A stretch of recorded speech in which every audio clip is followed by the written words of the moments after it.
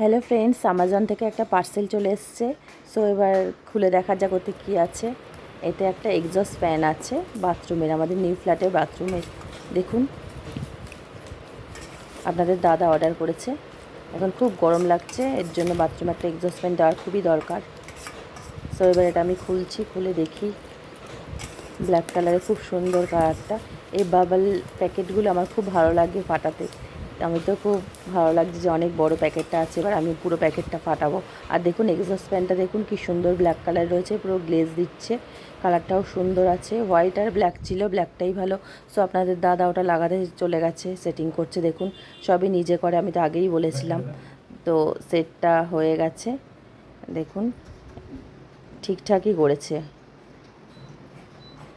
এবার দেখুন চালু করে দিয়েছি, সুন্দর ঘুরছে, দেখুন সব ঠিকঠাক আছে।